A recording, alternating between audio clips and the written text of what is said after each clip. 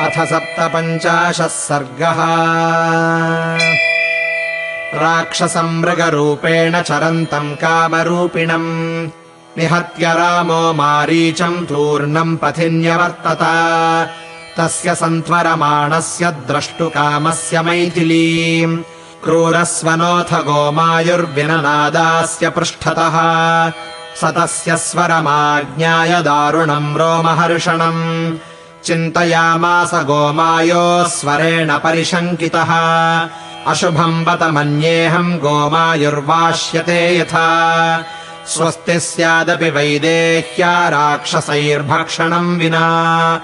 मारीचेन तु विज्ञाय स्वरमालक्ष्य मामकम् विकृष्टम् मृगरूपेण लक्ष्मणः शृणुयाद्यदि।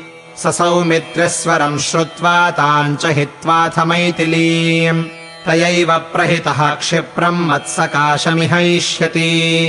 राक्षसैः सहितैर्नूनम् सीताया ईप्सितो वधः।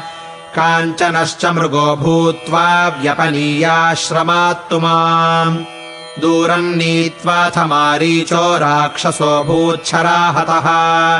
हा लक्ष्मण हतोऽस्मीति यद्वाक्यम् व्याजहारः। अपि स्वस्ति भवेद्वाभ्याम् रहिताभ्याम् मया वने। जनस्थाननिमित्तम् हि कृतवैरोऽस्मि राक्षसैः। निमित्तानि च घोराणि दृश्यन्तेऽद्य बहूनि च।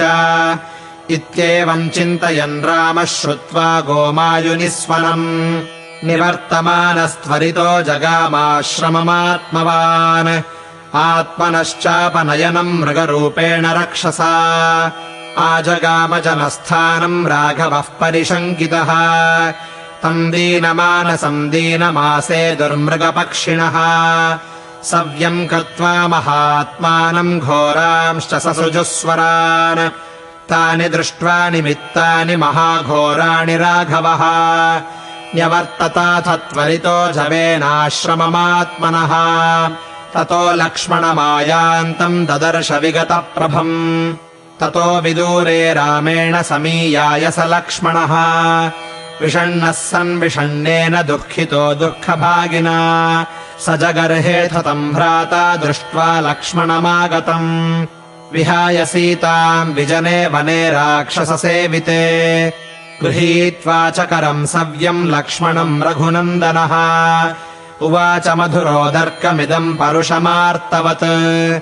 अहो लक्ष्मण गह्यन्ते कृतम् यत्त्वम् विहायताम्। सीतामिहागतः सौम्य कच्चित् स्वस्ति भवेदिति। न मेऽस्ति संशयो वीर सर्वथा जनकात्मजा। विनष्टा भक्षिता वापि राक्षसैर्वनचारिभिः। अशुभान्येव भूयिष्ठम् यथा प्रादुर्भवन्ति मे। अपि लक्ष्मणसीतायाः सामग्र्यम् प्राप्नुयामहे। जीवन्त्याः पुरुषव्याघ्रसुताया जनकस्य वै। यथा वै मृगसङ्घाश्च गोमायुश्चैव भैरवम्। वाष्यन्ते शकुनाश्चापि प्रदीप्तामभितो दिशम्। अपि स्वस्ति भवेत्तस्या राजपुत्र्या महाबला। इदम् हि रक्षो मृगसन्निकाशम् प्रलोभ्य माम् दूरमनुप्रयातम्। हतम् कथञ्चिन्महताश्रमेण स राक्षसो भून्म्रियमाण एव। मनश्च मे दीनमिहा प्रहृष्टम् चक्षुश्च सव्यम् कुरुते विकारम्। असंशयम् लक्ष्मण नास्ति सीता हृतामृता वा पथि वर्तते वा। इत्यार्षे श्रीमद् रामायणे वाल्मीकीये आदिकाव्ये अरण्यकाण्डे 57 सर्गः।